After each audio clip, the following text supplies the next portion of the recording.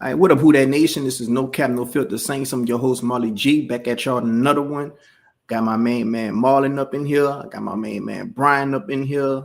We got a lot to talk about, man. We got nothing but time on our hands as Saints fans. This is the bye week. We don't play again till we play our foes, our most hated rivals, the Atlanta Falcons. I think November 23rd to be exact, on a Sunday. It's going to be a evening game. Man, it's going to go down, bro. We got Tyler Shuck versus Michael Penix Jr. Who's going to be the face of the franchise for the foreseeable future for the organization? We going to see. I don't know, man. It's looking like Tyler Shuck might hold it down for the Saints longer than Penix going to hold it down for the Falcons. That's just what it's looking like so far. But, before we get into, the Falcons game coming up, before we get into all the bright spots about the future of the Saints coming up so far, what it's looking like, let's go ahead on and get into what we seen from the Panthers game, man. I would like to know y'all thoughts on what y'all seen so far. We could go ahead on and start with you, Brian. What you thought about that game that we just played against the Carolina Panthers? Tyler Shuck looking so good, getting so much grace. I swear, bro, that little Freudian slip you had just now, I thought you was about to call them people the Paw Patrol, man. But it was close enough, bro. Like, I actually, man, I'm gonna be honest, bro. I kind of was impressed with the way the Saints played that game, and I have to give them their due simply because had they went out there and looked awful like I thought they would, I would have been on their helmets. So I mean, I have to give credit where it's due. They played a very complimentary football game. All three phases looked solid at times, man. They still only scored 17 points, so I'm not trying to get out of pocket with the idea of all of a sudden it's a Saints resurgence. But if things continue to go the way that they're going, and we've made this, I've made this point for definitely for sure, man. It's the idea of when other teams look at the New Orleans Saints on the schedule, they're also circling the calendar saying that's a potential win. Well, if the Saints are going to play the way that they did versus the Carolina Panthers against the bad teams, and that's what they'll face, what I believe over the next 9 weeks will be all bad teams. If you want to call them that, outside of the Tampa Bay Buccaneers, and I think everybody else is kind of struggling. So with that being said, man, like I think the Saints played fairly well. I think they'll continue to play well, especially if they can just get the same type of effort that they got in this game. They were able to shut down the run game and dare Bryce Young to beat them. He couldn't do it. The Saints capitalized on it, and they were able to make the plays they needed to make to win this game. It was an ugly ball game. It was an ugly win, but I take an ugly win any day of the week. Now, it messes up their draft position and all of that stuff like that, but I'll take it because truthfully, look, man, and I am a Spencer Rattler supporter. I'm also not a Tyler Shuck hater. I thought Rattler was the better quarterback. I'm not sure if that's the case anymore. And I'm not saying that I think Shuck is all of a sudden great, but I'm not sure if Rattler's the better quarterback moving forward. And if Tyler Shuck is the guy, and the Saints still end up with a top 15 pick because they end up at 7 and 10 or whatever it may be. If that's how it ends up, then I think, man, then this is a perfect opportunity to lace the team with other talent. You go get a Caleb Downs if you have to. You go get an Arvell Reese. Maybe you get a Bain. You do something to kind of put more playmakers on the field and give Tyler Shuck more weapons and the defense more weapons. And I'm okay with that as well, man. So for me, I like what I saw from the Saints, man. I got to give them their credit where it's due. Okay. Now we gotta ask Marlon what he thought. Marlon, you've been a poster child of Saints need the tank to get this, top pick so we could trade for future picks and just, get a haul of a trade. It's looking like Tyler Shuck might mess up them plans, brother. I don't know, bro. I'm looking at the back end of this schedule, bro, and dare I say, Tyler Shuck is going to be above 500 for the rest of the season. And I'm not going that far. This team, they play Bryce Young. I can't go that far.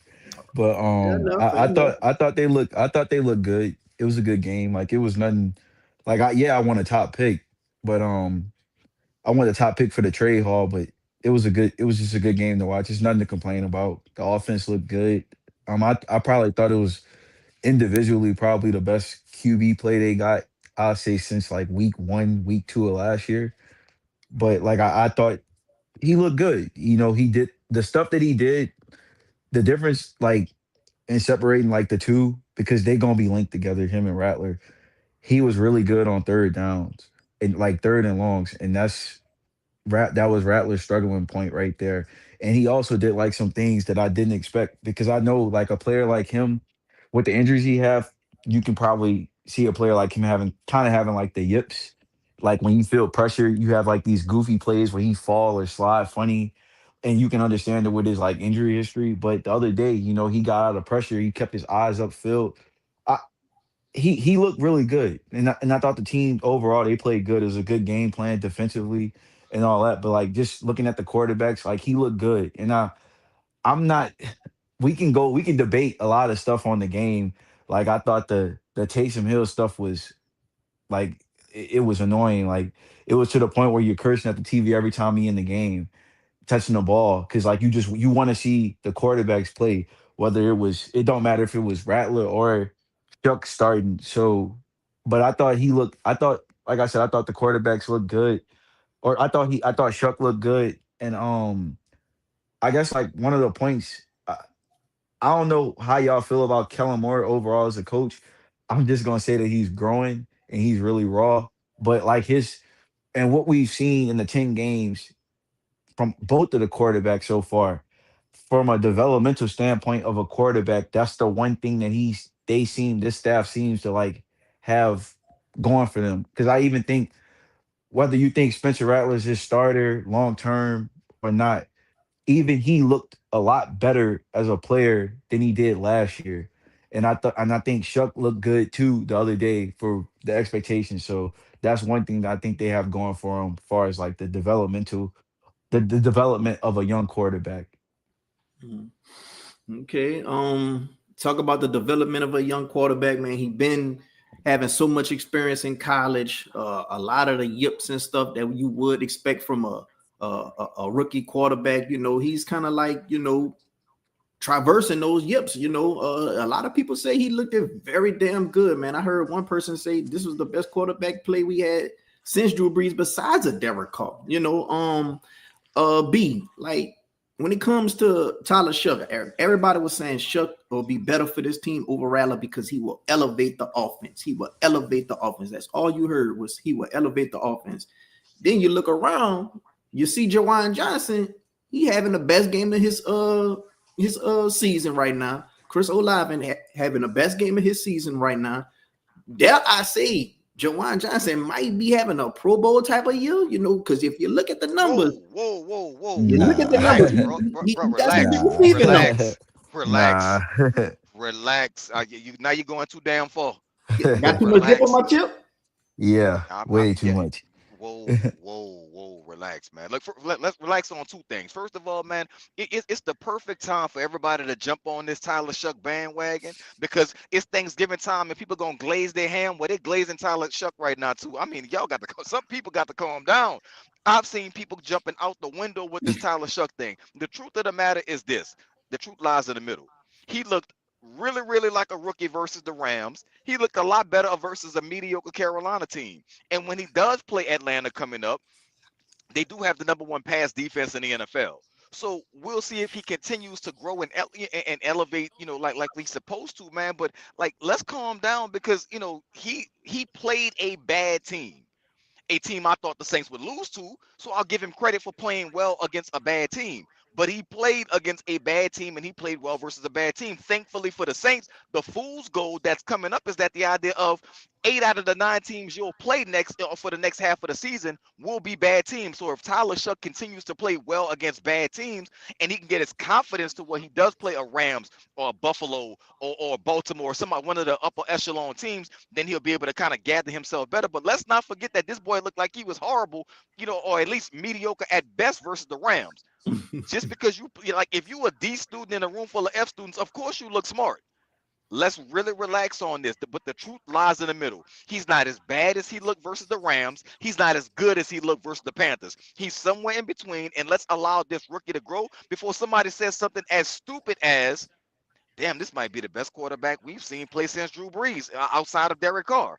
Like, let's stop that. Like, I mean, at some point, we got to stop this bullshit. I know everybody's eager to grab on and they want to, pump their fists and be like they were the first ones on the Tyler Shuck train. And I told y'all Rattler wasn't it. And they going to have the homer cues and the bitch ass niggas like this nigga named Jay-Z overrated. They be coming on talking shit. You going to have all these little whole ass niggas like that. Not you, Q. You cool, brother. But the bitch ass nigga know I'm talking about him. So you're gonna have people talking like that, man. But at some point, we got to slow down. Slow down. Let's let the rookie play like a rookie. Let's let him make his mistakes. Let's let him have his good moments. But at the end of the day, let's not forget this is a rookie playing against bad teams. And the Saints are a bad team. The Saints could run off 9 straight, and you know what they'll still be? A bad team. They're not going anywhere. Let's relax on this shit. Pump the brakes. Let's see what happens before we go to crowning somebody king that haven't earned it yet. Yes or no for both questions, B?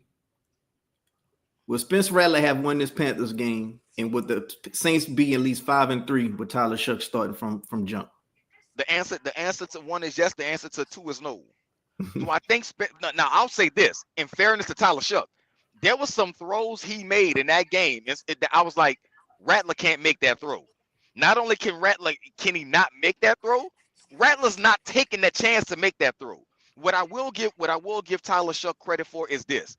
He's playing how he's supposed to play, because he's playing like a dude that ain't worried about if he have a bad game, he getting yanked. I can't say the same for Spencer Rattler. I don't know if Spencer Rattler would have been Kellen Moore's handpicked guy if we wouldn't have saw him air it out more. But what I do know is that he knew it was only a matter of time. If he started to turn the ball over and be a bad quarterback, he was getting yanked. You know what Tyler Shough doesn't have to worry about? Getting yanked if he plays like a bad quarterback, because they can't go back to Spencer, and you're not playing Jake. Your only option is to put Taysom in the game, and we've seen how that's going. So, I mean, he's playing with house money. He's supposed to play with house money right now. Go out there and go get it, Rook. It's your time to shine. But do I think Rattler could have won that game? Yeah, I think let's not forget that Rattler was, his best game was against the Patriots, who look like a good team. And he has won a game this season. It's not like it's not like he beat the Tennessee Titans when he won that game either. So, let's give him a little credit. Let's not shit on Rattler too bad, because everybody's excited about Shough.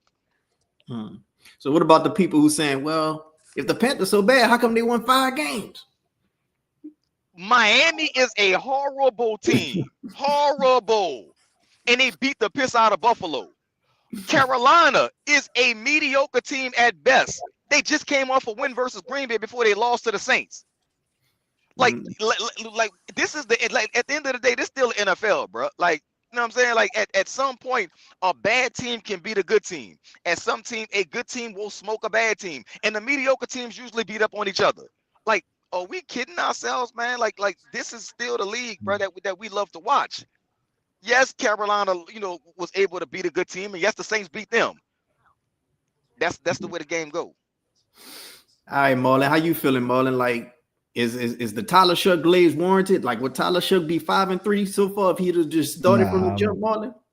I'm not gonna say that. I think it's hard to really I don't really want to do that, because it's kind of hard to say. So yeah, I can't say 5-3. This team have a lot of holes in it, so I can't do that. All right. So as far as everything else, man, Mickey Loomis, he rubbing his hands like Birdman right now. He like, man, y'all wanted me out. Y'all talking about I need to step down. You look around, you look at these draft picks. We looking kind of good right now with these draft picks, bro. If Tyler Shough hit, this might be the best draft we had since that one good draft. It's looking real spicy right now. It's looking real good right now. How you feeling about the Saints draft so far? Right now, Marlon.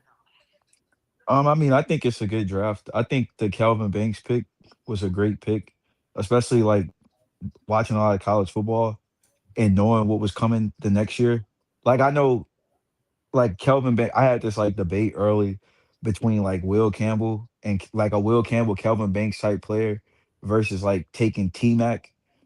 But knowing what you know now, this tackle class coming into the NFL might be one of the worst tackle classes ever. So getting a young guy like Calvin Banks and having him be a foundational piece, me personally, I think he's the best rookie left tackle playing right now, because he doesn't play in a situation like Will Campbell, who plays with Drake May, who's a top 3 MVP candidate. He doesn't play in Kansas City with Patrick Mahomes, like the young guy who they have.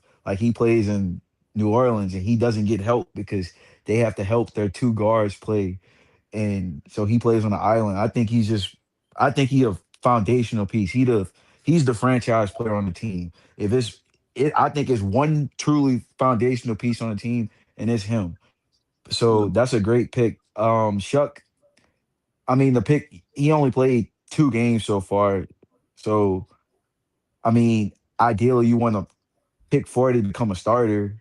Um, if he can buy you time to build you to like, if he can able to buy you time, I'll say it's a solid pick. Did I still want the pick to happen? Probably not. But I mean, it's either sink or swim. But if he can buy you time, that's good. Then you have Quincy Riley. I think he's NFL starter. Mhm. Sanker, NFL starter.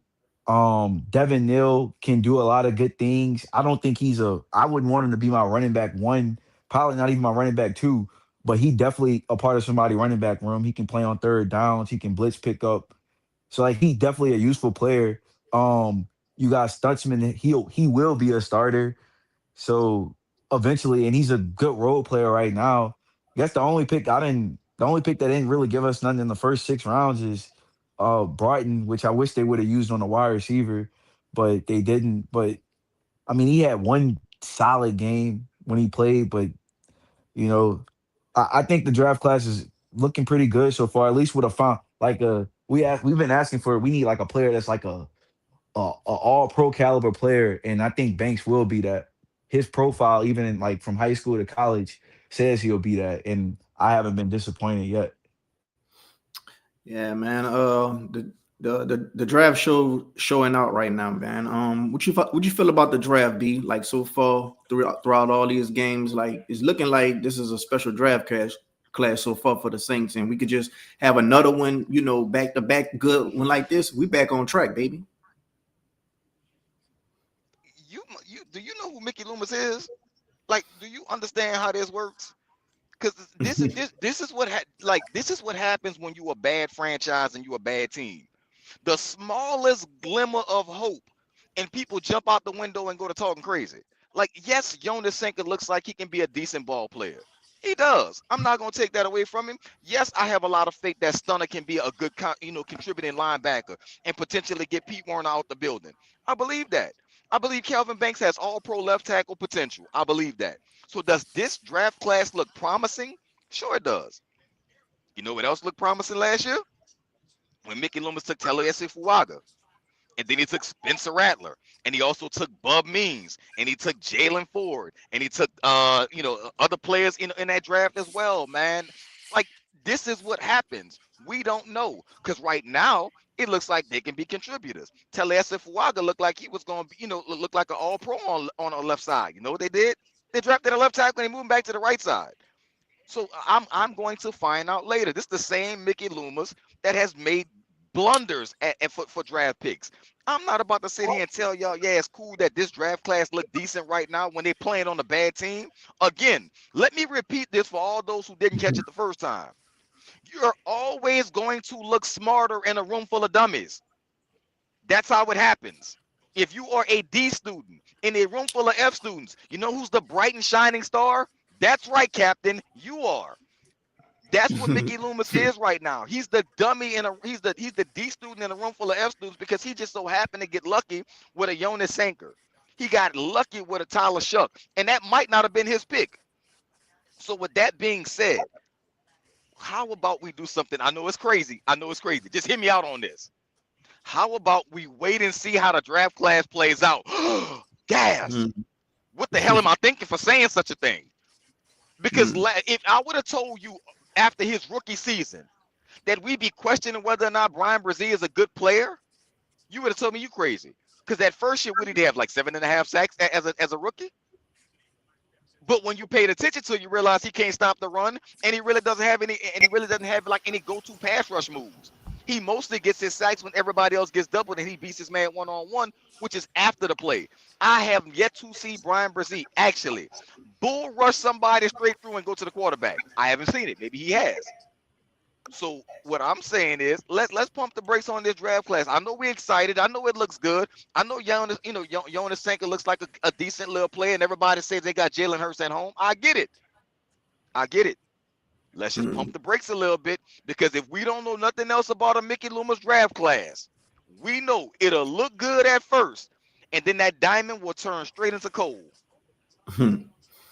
All right, so when it comes to coming up on this bye week, you're gonna have Tyler Shuck. He gonna have a weeks of preparation under his belt to get ready for that team over there to the east of us, Atlanta.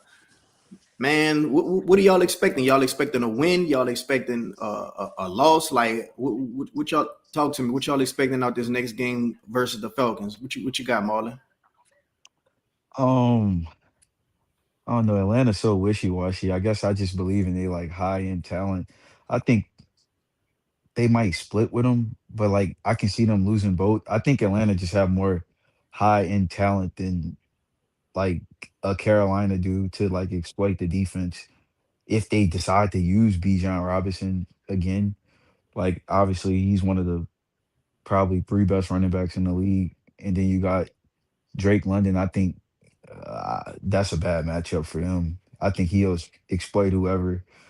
Um, and then Algier, sometimes Algier always have a game against us, at least either one of the two. So it's kind of hard for me to predict with that. And then like the Saints ran the ball this game, but like I don't know if I can trust them to run the ball a second game in a row. Well, Taysom, I know Taysom, Jonathan. I know I don't Taysom, want AK to. usually Taysom ain't nothing, bro. he usually Taysom is a have good negative. games against the Falcons. He the Falcons He's a killer, negative and at this point. Alvin He's a Kamara negative. have good games against the Falcons.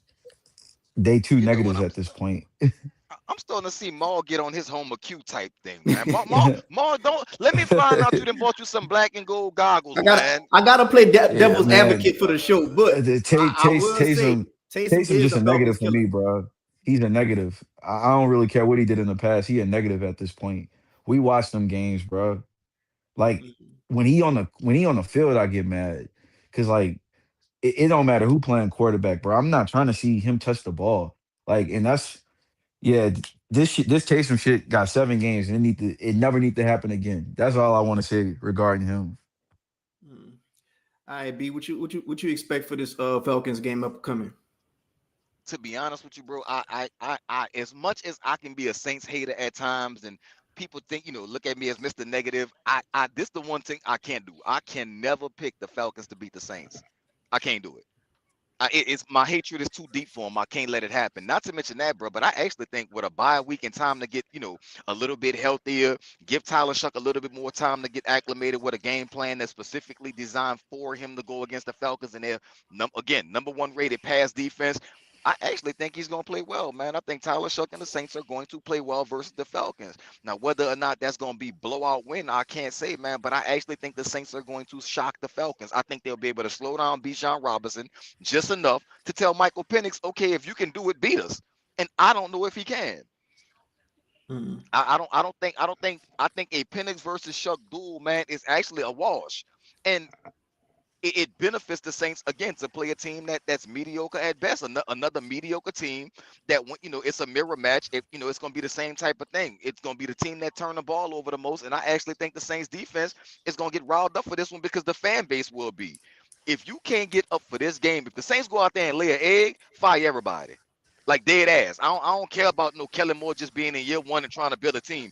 If they go out there flat versus the Falcons, you fire everybody because you'll never get it. This will be Dennis Allen apologizing to them all over again. So I do think the Saints are going to play well. I think they're going to, kind of have a little bit of a point to prove. And I think this is going to be the one, in my opinion, if you were like, remember the little kid, man, they showed on the TV when Tyler Shuck won the game for the first time, how hyped he was? Mm-hmm. Take that jersey, have Tyler Shuck sign it for him, and you could put it in Canton after this game because that is going to be the level of glazing that's going to take place if Tyler Shuck go out there and like just basically bomb on the Falcons. And I actually think he's going to play well. Now, again, play well could mean he's going another, 19 of 27 for 300 yards and 2 tutties, man. It could be that. And if he does that versus the Falcons, like I said, bro, you might as well get him in Canton because Saints fans are going to love him to death. He's going to win the Saints fan base with this game. I don't know how long he's going to keep the Saints fan base, but he's going to win them with this game. He's gonna get a longer leash after this, and that's my prediction. I think Tyler Shuck will be basically knighted after this game into Saints, Saints fan base, family, and they're gonna welcome him with open arms for as long as he can until Wolf hit him with that unfollowed. Tuh.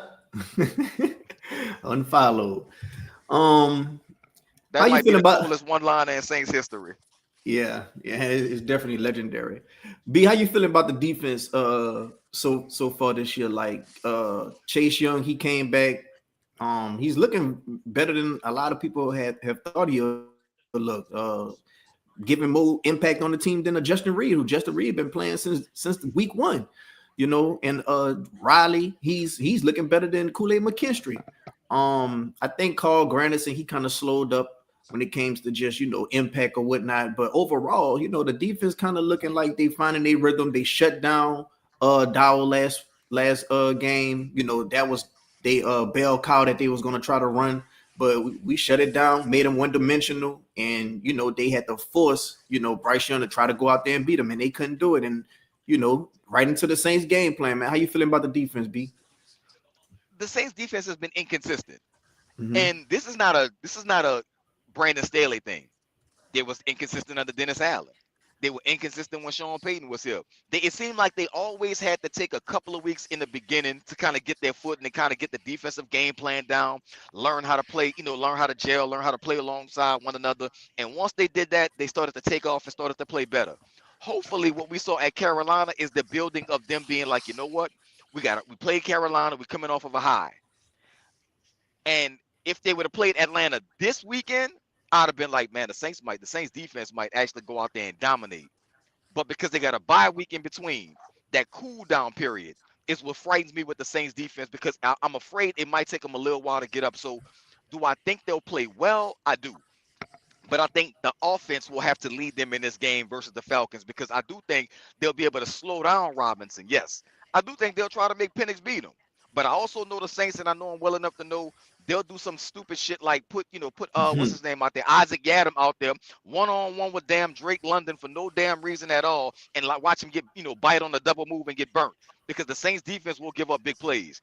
And I think if they can limit that, they'll be just fine, man. So I think the Saints defense will play well late in the game. I don't know if they're gonna come out swinging on all cylinders like we kind of saw versus Carolina. Because truthfully, bro, like for as much as I hate to say this, man, if not for a goofball last penalty on Justin Reed, and look at this point, bro, I ain't gonna lie, he can go too. I still don't like the fact that he gave that boy 30 million. I don't give a shit who his brother is. I don't care where his family from. I don't care what school he played at. Boy, you ass. And I mean, you like Bourbon Street ass. Like it's got to like at some point we got to realize just because they played at LSU do not make them a good player. That being said, man, I mean, I think that the Saints defense should, play well because again, they would have shut Carolina out if not for Justin Reed and that goofy ass fucking penalty he got that gave Carolina that first score because they was getting off the field. DeMario had to intercept. All of a sudden, you look back, there's a flag on the ground because Reed hit the quarterback in the face. So I mean, as long as they, long as they can stay away from stuff like that, because the most Saints shit ever happens. You block a field goal, they get the ball as first down. You know what I'm saying? So it's like the things that should go the Saints' way don't go the Saints' way. They can't afford to do that. So I don't think they'll come out swinging on all cylinders like they did versus Carolina because of the bye week is going to slow down their momentum. But I do think towards the second half of the second quarter and leading into the third quarter, man, I think the Saints defense will start to get better as the game goes on. What about you, Marlon? How you feeling about the defense so far? I think it's inconsistent. Uh, I think they can use a starter at each level, obviously. Mm-hmm. So I look at the draft for like certain players and certain prospects, but I mean I think it's inconsistent. Sometimes it looks good, sometimes it looks like the worst in the league. But I mean that was kind of expected because you going through a scheme change and then like you don't have a lot of talent on the defense as well. I like to see the young guys play, even if they play through the mistakes. Just let them play at this point. Uh, I think the one guy, I think Chase Young has actually played well. I'm not about to go sit up here and say, "Oh, he's some elite edge one." Nah, but he's a good player. Like he's clearly a starting NFL player. Probably I'd say more of a DN2, but if you have somebody opposite of him that matched him, you can get by. I think the mistake on their defense was not trading. I know we go to like Alante Taylor and Pete Werner. They should have traded Carl Granderson, and they need to do it when the offseason starts because he's done. His play this year hasn't been good at all. Even when he was getting the sacks, it wasn't good, and now he's not doing anything. So that would be one of the guys who I'm clearly looking to move on from, and Granderson. Now, like you got good use out of him, but you need to try to get. I'll take the same package we got for Shaheed. Give me a four, give me a five, give me a four, and give me a five that can potentially turn into a four. But they need to move off of him and get like a real get another DN starter opposite of Chase because Granderson is like just this year just rapidly regressing. Hmm. All right, Marlon, how you feeling about Kellen Moore play calling? Like we talked about Staley. How you feel about Kellen Moore play calling? Like he was out there with Shuck going against a division rival away on the road with three replacement offensive linemen. Like how you feeling about the play calling this far with Kellen Moore? I mean, I've been fine with some of the play calling. I know last game I was fine with the play calling for the most part until you put Taysom Hill on the field and taking the quarterback out. But I mean, it is what it is. You limited kind of with the talent, and you got offensive linemen hurt. I know with the three offensive linemen gone, that's like, well, we saying three, but Trevor Penning is such a dog shit player. That's addition by subtraction. Mm. Even if Radens isn't an NFL starter, he's a backup. But Penning is that garbage of a player. Um, and the one guy I want to highlight before we talk about like on the offensive line, the center has actually played good. That was a good trade, Yeah. trading Colin Saunders. Like he's actually, I haven't really obviously McCoy is one of the best centers in the league, but we played without him so much before that like we used to playing without him. This is like the best backup center play they got in a long time. And I haven't really noticed like a true liability with McCoy not being on the field, and that's good. So I give him credit for that trade. But I mean the offense, I know with Rattler, it was a lot of quick game, really one read, first read being Chris, and then like kind of scramble and check down to like the Jawan or something, but that's kind of how the offense was. But I understand it's gonna be like that because we don't have a lot of talent, and then we can't run the ball. I think if there's anything I want to get on Kellen about offensively, it's like they have like no run game, and they don't even try to establish it. They don't really have a good run plan, and that's like the one that's like my negative point with him. But I I never thought this was gonna be like this great running offense because they don't got the personnel far as like at the running back position. But Kellen Moore is not that Philly offense. That was just the circumstances he was in when you have the best offensive line in the league and the best running back in the league. And like your skill players is AJ Brown, Devontae Smith, and Dallas Goddard. So you can't really double anybody. So you can just run all over the place. So I never expected it to be Philly, but it got to be going forward in future years. It got to be better than this. They do need to get a running back one though. Mhm. All right. What about you, B? How you feeling about the play calling? All the offensive linemen had to be makeshift. And a lot of people, when it comes to Kellen Moore, they feel like he's not aggressive enough on certain fourth down situations. How you feeling about that, B? I'm not gonna knock him for the fourth down, man, because like, don't get me wrong. At some points, it's kind of baffling because he'll go for it on 4th and 1 from his own 30, and try to pull a Taysom Hill type of play, or try to do a tush push or something wild like that, to where he can try to get a 4th and 1 on their own 30, but yet he'll be on his 30 on the I mean on the opponent's 30, and then he'll kick a field goal and not go for it. So Yeah. it's baffling on why he does it the way he does it, but he is a first time head coach, so I'll give him a little leeway with that, man. But I mean, for me, I'm not impressed, and I'm not ready to say, okay, it's pull a plug. He ain't it either. I would love to say I want to be patient. I want to give him an incomplete. I want to see what happens once he builds up a little bit more talent. Does he have his quarterback now? And will that change the way he calls plays because he feels like he can trust Shuck more than he trusted Spencer Rattler? Does he play? Does he call plays a little bit different once he gets a better offensive line? Because right now, you do have a solid, foundation if you can get Fuaga healthy, and you got Fuaga on one side, Banks on the other. Depending on what you do with Eric McCoy, and Randy mentioned it a little bit, man. But I've seen a bunch of people saying it might be time to kind of tell Eric McCoy, man, we love you, but we trading you, not because he still can't ball, but because he can't stay healthy. Like he's Hmm. starting to, it's starting to be like season-ending injuries towards the end of the year every year for the last couple of years. And maybe I'm wrong on that. Like I said, I do it from memory. I don't sit there and Google shit, man. I ain't trying to do all of that. So, The crazy maybe. What's the that, crazy Odell? thing is I think you can like get I probably wouldn't put McCoy on the block because I think the center position in the NFL is so bad that like it's such a drop off. Like he's really one of the best centers in the league. Even though like I just like I don't know if I can't restructure him. No, I wouldn't put him on the block. But even if you did put him on the block, even with his injuries, you'll probably still get like a team of say, oh, I'll give you a third and I'll give you a fourth that might like a fourth the next year that can turn into a third because like the center position in the league is that bad. So like you'll still get something. So it's tricky, but I wish he could stay healthy, but that's just the one negative part of his like his overall like game, just not staying healthy.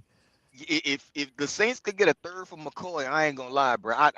I'm not gonna say I'd pull a trigger, but I'd be tempted, man, because it's what you said, bro. It's a position around the league when you look at it. There ain't that many good ones.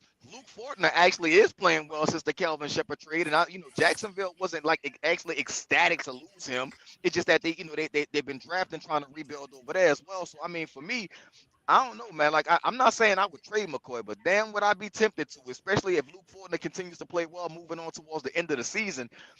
It might like you might benefit more moving McCoy than you will keeping him. Now, again, I'm not saying that's what they should do, but I've seen enough rumblings around, the Twitter spaces to see like, man, there are people who are saying like, you know what, McCoy finishing these, season-ending injuries, man, we might need to look at Fortner moving forward and move McCoy out. That being said, there's another option. You start Luke Fortner and you put McCoy back at his natural position, which is guard. He's a hell of a center, but he played guard that rookie year. Then he got moved to center. No, he played center. He played center the whole time.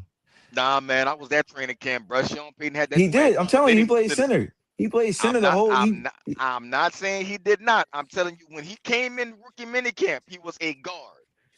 When he started training camp, he was a guard. Did he move to center? Absolutely. I ain't losing this one, dog. I was there. This ain't one of them ones I'm guessing on. I was standing right there when it happened.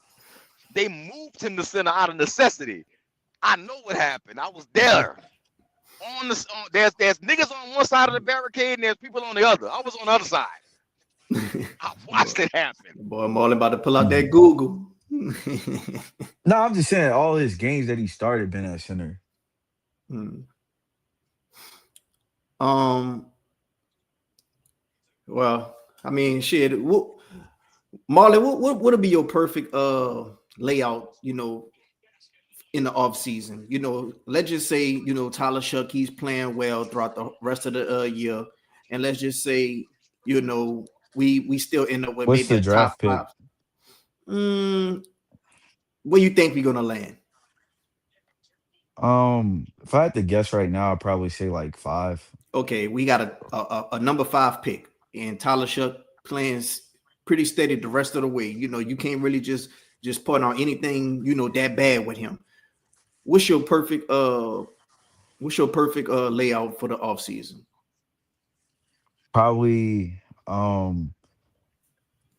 I would bring in a I would trade Rattler, me personally. I'll try to get a fourth round pick for him. Cause somebody would give it. Cause I just want more draft picks. I would trade Granderson um for like a I don't it's not gonna be a third. If I can get a fourth and then like a fourth and something that can turn into a fifth, but uh free agency, it's not a lot of good free agents, so it's kind of like tough to guess what they do. So I just like kind of stick to the draft. I'm trying to get a pass catcher at pick five. Uh pick five for me, my number one target will probably be Arvell Reese, but I think he'll probably be gone. I don't think you trading back from five either. Uh Look, I can take Caleb Downs there, but I know not everybody gonna be wanting to take a safety. I just think that he's one of the actual two blue chip players in the draft, so I can take him there. But I can't kill him for taking the like other players there. But that's just kind of how I view it.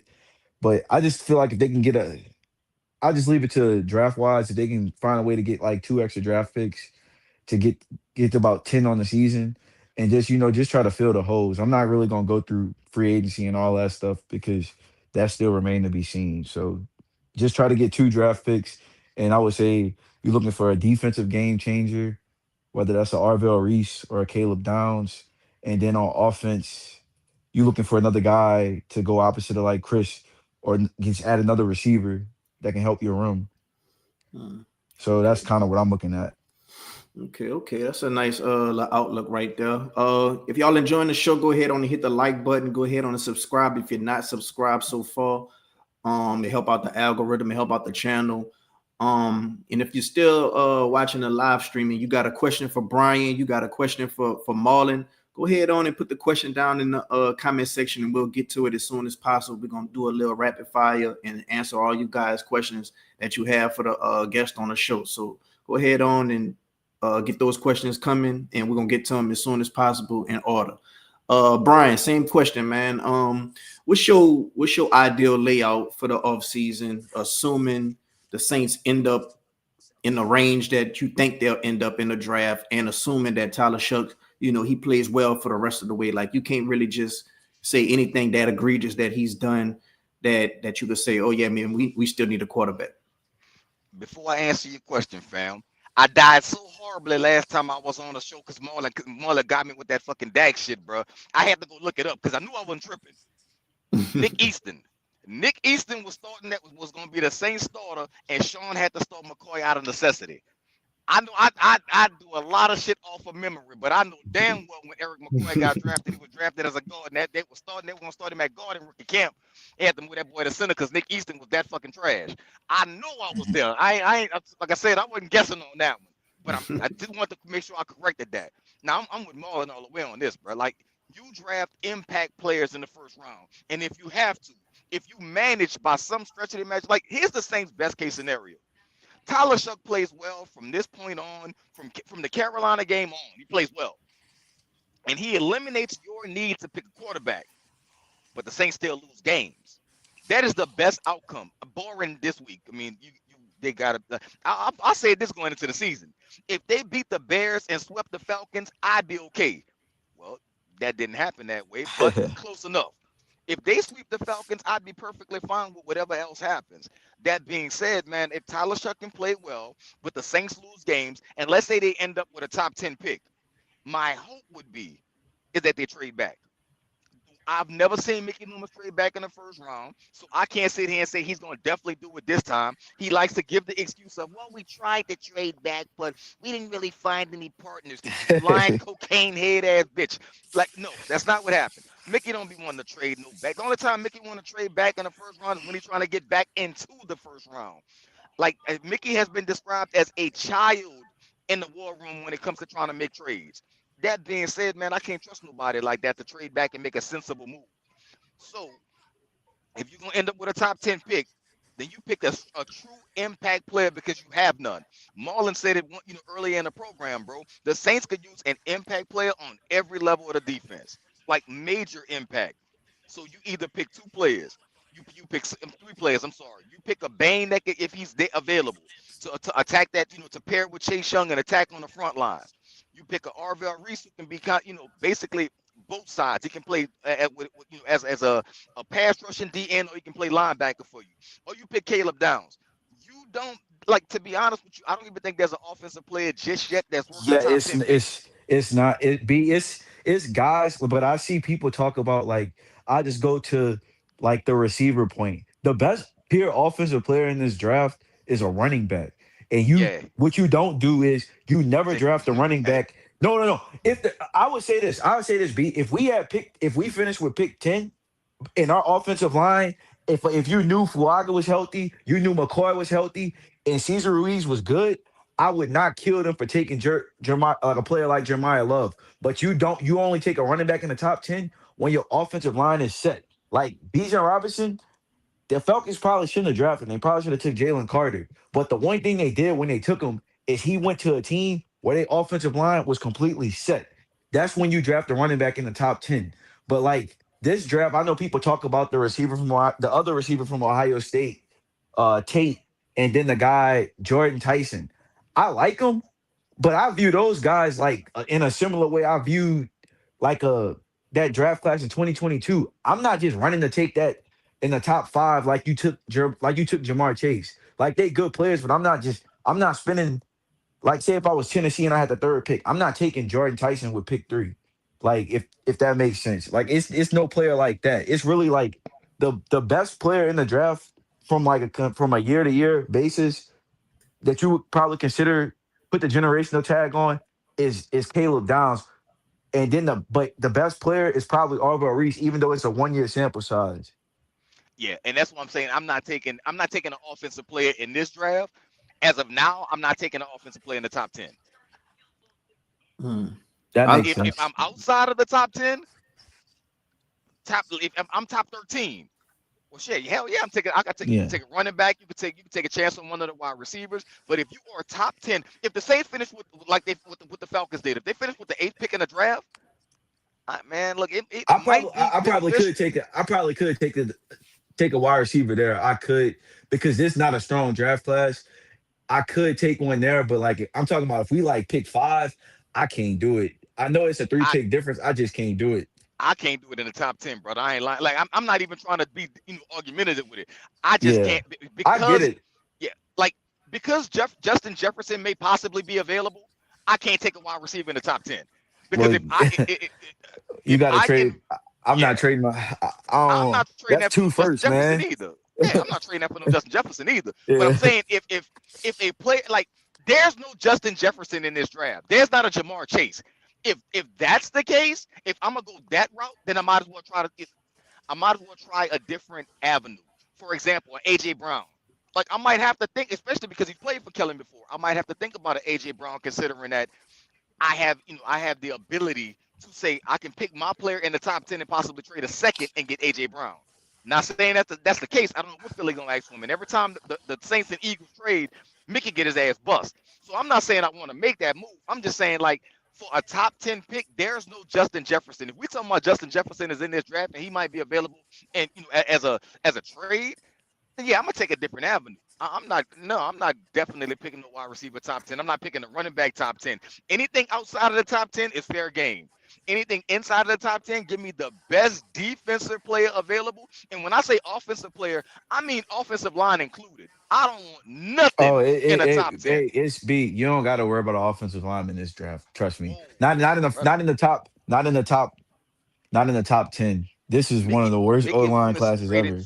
Mickey Loomis traded 2 first-round picks for Trevor Penning, bro. Don't put nothing past that man. not nothing. Don't put nothing past Mickey Loomis. Because he'll F around and be like, well, we traded Trevor Penning and we also got Caesar. We're going to be getting rid of him. So we needed a guard. No, you didn't. You didn't. As bad as Ruiz is, I'd be perfectly fine with another year of Ruiz before I see the Saints pick another damn offensive lineman in the first round. Like I'd literally lose it if that happened, bro. So for me, give me the best defensive player available. If you take Downs, I'm fine with it. Reese, I'm fine with it. Bain, I'm fine with it. Hell, you can pick a player that ain't even on the map yet. That had because let's be honest. Like for as much as I approve of the pick moving forward, like the Saints picking Tyler Shough, is kind of stupid because what I mean by that is nobody even knew how to pronounce that fucking boy name before the draft. Like if y'all remember right, they were calling him Tyler Shough. His last name, they couldn't even pronounce the shit.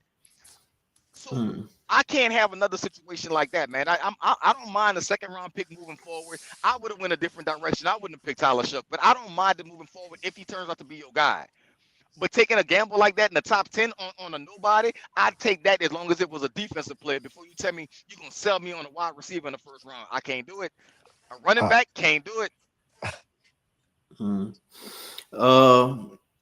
Yeah, man. Put y'all questions down in the comment section below. We're gonna get to them as soon as possible. We got 504 Cole with the first question. Y'all type your questions down for Marlon and B in the comment section below. He says, B, do we need a number one cornerback? Hell yeah. But we don't need to take one. We don't need to take one in the top part of the draft. Yeah, yeah, that's same thing. If it was like a certain type of player, I'd do it. But again, I love the dude from LSU, and there's some other good corners, but it's nobody where we gonna be picking at. It's nobody that I'll take right there. We Yeah. got Justin Cash says, what will it take to finally for the Saints to get rid of Loomis? If to be completely honest with a question like that, somebody else has to buy the team. Hmm. That's the only way that's the only way Mickey Loomis will be fired if that's what you're looking for, is if another person buys the team and says, I want to bring my own front office people up in here. As long as Gail Benson owns the team, Mickey Loomis will not be fired. The best you can hope for is Mickey Loomis to be reassigned. And if he's reassigned, he's not going down, he's going up. So that means he's got even more power and more control. The minute Dennis Lauscher retires, and that's been about 2 years now, he was supposed to retire.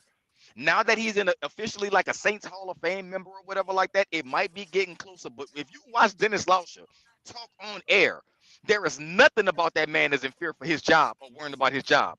So Dennis is good. So that means he might not be retiring anytime soon. And if he does, then Mickey Loomis is next in his place. Mickey Loomis will not be fired by the New Orleans Saints. We can stop asking for it. You can put it on the billboard. You can fly your airplane over Airline Drive if you want to. Hell, you can buy the naming rights to the Superdome and make it fire Mickey Loomis. He ain't going nowhere. Hmm. What you got, Marlon? Yeah, I agree. He ain't going nowhere. We just stuck in hell with bullshit like that, basically. Hmm. Mickey helped Gail win that case to get the team. He can write his own checks and cash them if he wants to. He ain't going nowhere. All right, we got Young Nola 504. He says he got a question for Marlon. You can answer it first, Marlon. You go piggyback B. Uh, yeah, I see the question. I think the reason why is because I don't think Bane is gonna get picked as high as people think he is. He's like the way he's built is funny. You got some people like a Booger McFarland is saying, I think he's a defensive tackle. Like some people say they don't think he's an edge. He's gonna have like they look at these measurements and like say like I go to a guy like Will Anderson. Will Anderson in 2023 was a clearly one of the three best. He was clearly the first or second best player in the draft. Like other than like Jalen Carter, it was him. But he went number three. Will Anderson was 6'4", 250. He had 34-inch arms. It's some people that don't think that Ruben Bain has 30-inch arms. When you playing against these big ass tackles, like it's kind of hard to say. You putting a dude that got arms that's like 30 inches against like a say A like a 6'7", a 6'7" yeah, offensive tackle. say somebody like Whoa. the Eagles got Jordan Mailata, a fucking 6'8" long ass tackle, and you got 30-inch arms, and you like, come on, bro. It's just that's why I don't think that he'll go ahead of Reese. And I think like Reese, you starting to see some stuff where you can deploy these dudes as like just weapons, like football weapons. And I think Reese, me personally, I'm playing Reese on the edge and I'm just developing him that way. But like he's 6'4", 245. You can put weight on a frame like that to get him even bigger, to add even more muscle. I just think you can do a lot with Arvell Reese. And I think that's why he quickly rose to like the top player in the draft. Because going into this draft, everybody was saying, oh, Caleb Downs the best player. Now Caleb Downs is the best non-quarterback. We know quarterbacks go one, so but now you was 2 games into the season. You said, "Oh, I think they said Ohio State has another player that's even better than Caleb Downs, and he can play. He can probably play edge at the next level." So I think that's why more people lean towards him being the best overall player in the draft. Because I think like Ruben Bain, his build. I mean, whether people agree with it or not, and all that rascal shit, 30. If you got 30-inch arms for a defensive end, that's more than an anomaly. That's like some shit you never seen before, especially taking them in a top five. for me, man, I'm right there with Marlon, bro, all the way on this one. I'm taking Reese over Bain any day of the week, twice on Sundays. And I mean, here's the I think another difference, man. To make a comparison that might stick. If you ever watch Cam Chancellor play, that's kind of what Reese reminds me of, but in the body of a linebacker. Like Cam Chancellor was like 6'4", 230, 235, something like that, bro, and could move and would hit your ass and just break everything inside your body at the safety position. Reese reminds me so much of that, but maybe 10 to 15 pounds heavier and maybe not as fast, but definitely just as agile, man. Like, I mean, the dude is a freak of nature, and I think the Saints can't go wrong either way. Like, if you want to go to the Ohio State well this year, it's a perfect opportunity to do so, especially if you're going on defense with Downs or with Reese. Those two dudes are freaks of nature, man, and they're what you call them all in earlier, man, like game changers or something like that. I forgot the word Yeah, for it, but yeah. whatever they are, Because I that's was who I they was are, I man. was arguing with what's the guy Ralph? He had a tweet about like taking a safety in the top 10. I'm like, bro, this if because I think Homa Q had a mock draft where he actually traded back and still he got something high value. So like say if we had the second pick and he traded back to like 5 and still got a future first round pick and took Caleb Downs. Like I'm doing that with no I'm doing it question. every. I'm Yeah, running to the like podium to make that move. dude, I don't think we play like I don't know how people can watch the way football played now and not think that a safety is a premium position, especially the safeties that can play everywhere. We play in a division with 2 top 5 safeties. I think in my opinion, 2 top 3 safeties and Winfield and Bates. Now Bates play more deep safety, but we watch Winfield whoop our ass anytime we play them, and you can play him in the slot, you can play him in a linebacker. He can rush. He play everywhere all over the field. He make their whole defense better. That's why Tampa defense is actually good this year because he's healthy.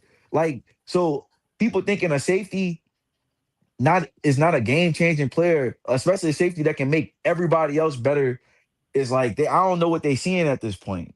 Because And do here's you the want the thing. Saints to take? Do you before you go? You want the Saints to take this? They got this edge rusher from Auburn. I think he can be good, but he don't pop off the screen like Caleb Downs. They got the defensive tackle from Clemson. That shit ain't moved me all year. I'm not taking him top. What you call it? He don't look like no Quentin Williams, no Jalen Carter type player, but he played defensive tackle. The position of value shit is how you end up taking like Isaiah Foskey over like Brian Burns doing shit like that. Sometimes you just got to take a good ass football player. I Mm. apologize, bro. I mean to cut your knowledge on that one, man. I was gonna say to piggyback off that, bro. Like, the Saints don't look like they're keeping Alontae Taylor either. So like that's also a thing to where you got to consider, man. That somebody's got to move into the slot too. And Justin Mm. Yeah, and Jefferson damn sure can't do it. Caleb Downs can play. If you got to put him in the slot, he'll probably be your best slot. He'll be your best safety. Fuck, he can play linebacker. He gonna rush the passer at times. Like you can do those dudes are like football weapons. There's no way you can watch a guy like Kyle Hamilton and say, oh, a safety not a premium position. No, they do everything on the field. Another dude the Saints passed on they could have had. Mm. What Dennis Allen got Chauncey playing right now with the Bears? I heard through 2 games he's doing very good. He kind of playing like That Joker slot, role but he they always just played. yeah, he Mm. kind of playing more of that slot this year. Slot for them. Okay. Young Nola 504 says, I got a question for B and Marlon. If the Saints do end up with the 8th pick, would you move up for Reese? No, No, you can't trade up for because nobody. you don't. The Saints not in a position. I agree. The Saints not in a position to trade up for nobody, and you don't have to trade up for Reese because like if the draft falls the way you wanted to, if Reese is not available at 8, then that means Downs probably is, and you just stay patting where you at and you get him. If that's not a move that you make, then I guess you fall back on whatever best defensive player available at that point. But I don't think you have to reach for anybody in this draft. As good I, as Reese is, you ain't got to trade for him. Like you ain't got to trade up for him. Like no, he's impactful, but you ain't got to do that dumb shit. yeah, I like Reese. I like Reese, but I'm not trading up He ain't for worth him. two So firsts. if I Yeah, can't get him, I just can't get him. I say if they had like pick 8, I'm probably starting to consider a wide receiver because I think some of these wide receivers are better than these, just straight up better than defensive players that will be there. So it, Mm. that's for me, probably what I do. For me, I ain't taking no offensive players in the top 10, but I will say at that point, if you got the 8th pick and there's nobody defensively, like if Downs is gone because he went at 6 or 7, or if Reese is gone because he went earlier than expected or whatever, like, well, not early expected, you win the top 5 like you're supposed to. Like if that happens and you just stuck there holding your cause, that's when you try to work the phones and make a trade down. Because look, what I would love for the Saints to do, and I said this earlier, if the Saints can somehow, some way pull off a move to where they can acquire 2 first-round picks in this draft, and then you get you can get 2 stud, like by some stretch of the imagination, please God, I've seen what you have done for others. If the Saints can end up with a top 3 pick, and you can trade that top 3 pick and move down a couple of spots to where you can get both Reese and Downs, man, that when I talk about instant rebuild, that is a instant rebuild. Yeah, I don't want 2 first-round picks this draft, but I want them next. I want the next draft. But if they was at pick 8 and they felt like they was in no man's land, I would want them to try to, like, I don't mind trading back into the 20s if I can get a first round pick next year, because I want 2 first round picks in that draft specifically. So if they can do something like that, because I still think how you was talking about receiver, I think it's a receiver that the Saints can take at 20. Like, say if the Saints was at pick 21, I and they traded to 8 and they got a future first round pick. I think it's a guy they can get at 20 that can help you just as much as a guy you took at like pick 8. So if that's me, I'm trying to work it out in all avenues, like something like that. Yeah, if the Saints can make that type of move, what was it that if one of the quarterbacks start to drop, like let's say somebody really fell in love with Ty Simpson, he started to drop because Mendoza going first. After that game he just had, bro, Mendoza going first overall. So again, if Tyler Shuck plays well and you don't need a quarterback, and somebody gets a little thirsty because they want to jump up, Kansas City went from 27 to 10, if I'm not mistaken, Yeah.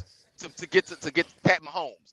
If somebody want to do that for like Sellers or one of those quarterbacks like that, man, you have a top 8 pick, oh, you move that shit with the quickness and you take whatever you can get at pick 21 and just live with it, because in order for that team to come up that much, oh, you got a good ransom, you got a good little haul to go Yeah. forward Like in. if a team, like even if a team moving from 20, moving up from 20 to 8, you automatically getting a first round pick because that's a top 10 Exactly. pick. So if they can have something like that worked out where they got like say if they got a pick 20, a future first, and then like a third round pick or even a fourth. So you got an extra fourth round pick this draft, and but you got the extra future first round pick next year. That's a win for me because I still think I can get somebody good at 20 that'll highly benefit the team. Like it's a receiver from Washington that I think probably one of the best overall fits on the team, but I couldn't take him. Obviously, I couldn't take him at 9, but I can take him at like 8 or something. I couldn't take him at 8, but I can take him at 20. Man, oh, I can't think of his name right. Is the cat? Does he go to Arizona State? There's a wide receiver No, out there. that's that he might be. He's the That one that I'm fucking talking boy a about. dog. His brother playing in the NBA. He the one where like that 8 range is like I was seeing, like I said, Jordan Tyson. I was seeing people talk about taking him top 5. Hell no on that. But Nah, if I ain't we taking are the top like pick 5. 8, pick 9, you can sell me on that And a lot of the because mocks I seen, that'll be a very good wide receiver duo with him and Olave if he's still on the team. a lot of the mocks I seen us taking some guy from Louisville called Chris Bell. He's good too, but Jordan Tyson He better gets than to that. Tyson. Yeah, Yeah. that boy out Jordan there, a Tyson, dog, man. Carnell Tate from Ohio State, they better than that. Mhm. Yeah, and I see the question, man. I see no, like I mentioned it earlier, man. Do I think the Saints can get Philly? I'm sorry, that they can get AJ Brown from Philly? Do I think they can if they offer the right package? Of course they can get him. Do I think they will go after him? I'm not sure, because I think like whenever Mickey Loomis trades with Philly, he loses the trade, and I'm not sure if AJ Brown is worth that much of a gamble to what you would have to give what Philly might want. If Philly want a second round pick, I'm not giving Philly a second round pick for AJ Brown. I don't think I would do that. If they want a third round pick, okay, well you got me on that one. I'll take my chances. But a second round, like the Saints don't, the Saints are not in a position to really trade draft picks because they don't have a good team. So they need a good cheap Yeah, team that this they can build with. They need all the draft capital they can get. The Saints need to yeah, be mortgaging, for their future, not trading away picks. Yeah, young Nola, man, just ignore AJ Brown. Any AJ Brown rumors to the Saints, that it don't even fit the timeline. If there was a better team, I can see it because I his wife or whatever, she from New Orleans and he from Mississippi, so like they close geographically to like where they from and all that. But like that's not our timeline. Like the AJ Brown trade, you think the Patriots, you think Buffalo, teams like that. We ain't in that category, so I kind of just ignore the AJ Brown trade. We gotta fix our team through the draft, and then in a couple of years, like say maybe what if the Saints if the Saints is like 8 and 9 next year, and a dude like AJ Brown asks for a trade. Now we can potentially entertain that, especially when we got a bunch of cap space in 2027. But right now, nah, that ain't for us. Mhm. If you like the stream so far, go ahead on and hit the like button. Go ahead on and subscribe if you're not subscribed so far. We're gonna take a few more questions and we're gonna let these guys get up out of here. Young Nola 504 says, how many years y'all think Alvin have left? Calvin should have been gone 2 years ago, bro. I would have traded him in 2022 when you can predict where the Saints was gonna be as, but they didn't. I don't think as a starter, he got no years left. I mean, he probably still on your team next year, but that should be the last year overall. Hmm. All right, before we get up out of here, we got to talk about that team across the street. It's been rumored that if the Saints lose their next game, Willie Green will be fired. That's the big rumor right now. I say Pelicans head coach Willie Green reportedly needs to win tonight to keep his job. And also another thing is I've been seeing that Fears and Queen jerseys have been sold out. So what do y'all make about these latest two things that's going on right now with the Pelicans? You could go first, B. Do me a solid, brother. Let Marlon go first. I'm in Subway. I don't want to pick up in the background. All right, go All ahead, right. Marlon. Far as the Willie Green thing, I mean, I don't know. Maybe they fire him, maybe they don't. They need to fire him. It'll at least maybe help team morale. The dude's just not a good coach. He's never been a good coach. Um, so I mean, the sooner they can get rid of him, the better. But what was the second question on that one? The two jerseys have sold out Oh, reportedly. Well, I ain't gonna say reportedly.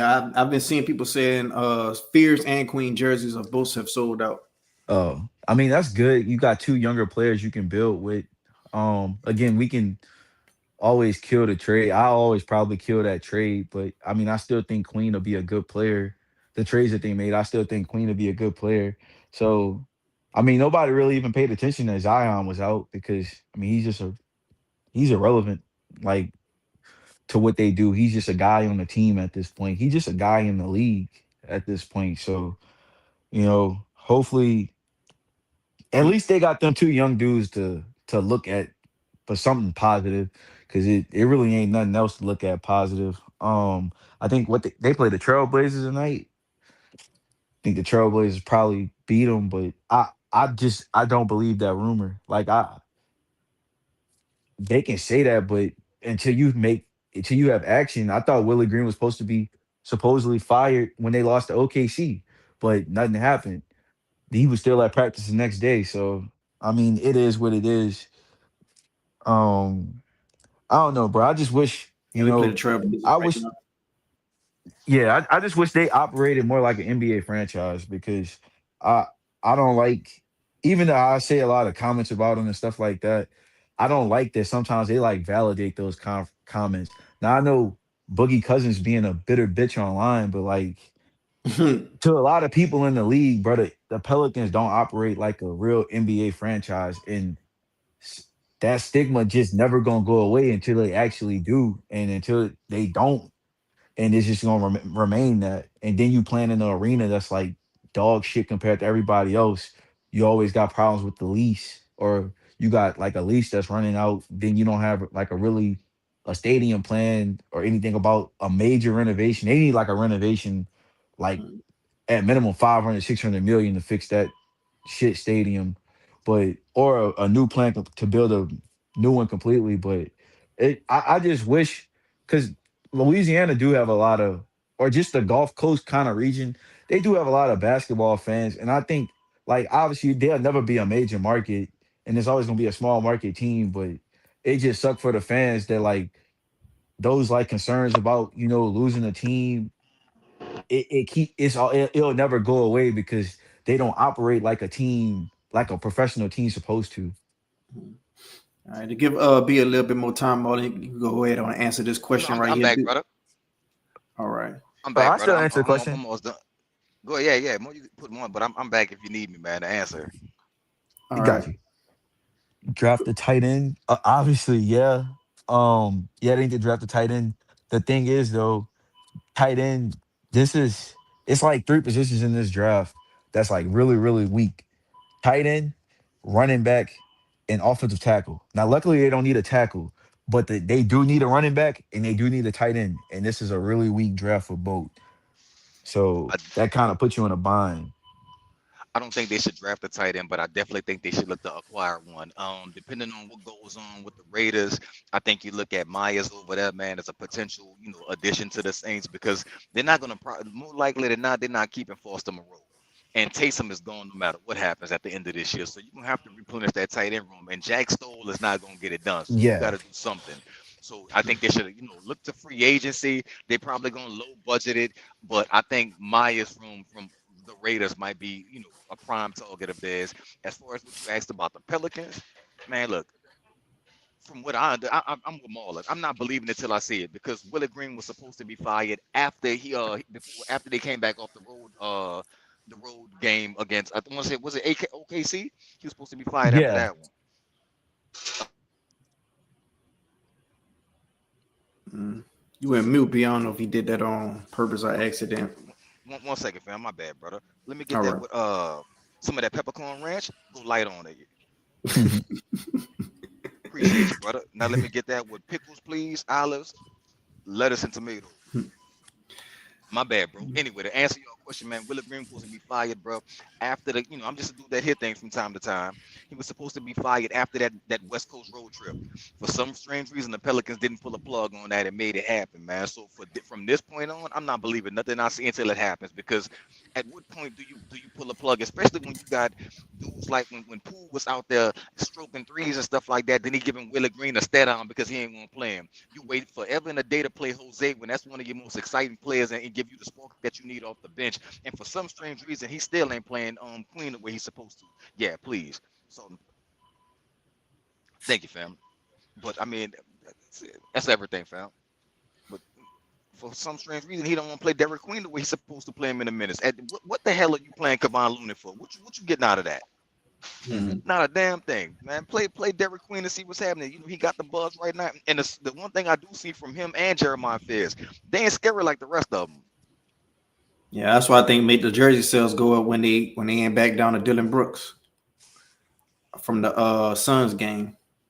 In my opinion, that's why I think. I think people say, "Oh yeah, they rocking like that. Let me go get this boy jersey right now." That's my type. That's my type of player, Mhm. But I like to see it, man. I hope these guys grow. I would like to see these guys put more asses and seats in the blender, and the sky's the limit for these dudes, bro. I really think Jeremiah Fear is gonna be the one dude, but we're gonna have to see.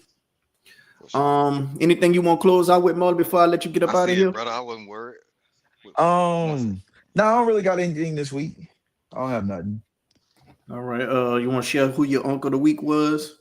Oh yeah, I got that. Uncle of the week this week was DeMarcus Lawrence again. 2 touchdowns, 2 fumble recovery touchdowns as a defensive lineman.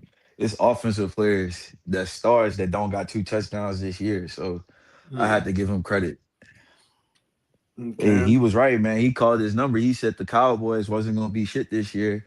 And then he said the Seahawks was gonna be a legit title contender. That team cold as hell. I want our team to look like New that. Orleans. Yeah. Mm. All right. Let people know your Twitter and where they can find your Twitter handle where they can find you at, All right, Marlon. man. All right. Y'all can find me on Twitter at ITSRAINEYDOE. It's rainy though. And just giving a lot of sports takes, particularly on like the Saints, LSU, and the Dodgers and stuff like that. Just sports in general. But that's where y'all can find me. All right, Marlon. Thanks for coming on the show, man. All right, man. I'll be back next week. Y'all too take care. All right. All right, B. Any last closing out thoughts?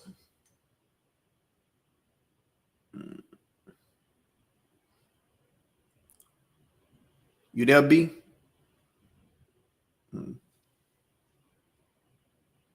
Well, B muted right now. Yeah. See, Yeah, fam, you it is there. pulling up for 19. My bad, bro. I'm trying to get. I'm hungry as hell, man. I've been grinding all day, bro. I feel that, man. I feel that. But nah, man, I ain't got nothing extra to add. Unless they got a question out there, man, before I get out of here, brother. Nah, man, you good. You good. You could just go ahead and let people know where they can find you at on Twitter, and that'll be good enough right there. It's man, you BATTLE or APBETS. Holla. It's still doing the same thing on this side, brother. It's saying 1982. All right, B. Thanks for coming All right, on, my man. bad, brother. Yeah, bro. Hey, man, keep this in the thing too, bro. Cause I don't want you to take it out, bro. Keep this in. All right. Well, that's gonna conclude the show, y'all. Hope y'all enjoyed. If you like the stream, go ahead on and hit the like button. It ain't gonna cost you nothing. If you would not subscribe, go ahead on and subscribe. It ain't gonna cost you nothing. Help out the algorithm of the show. Until next time, we're gonna get to the Falcons and Saints preview. We're gonna talk about everything the Saints need to do to win that game. We're gonna look at the matchups. And until next time, who that? I'm out.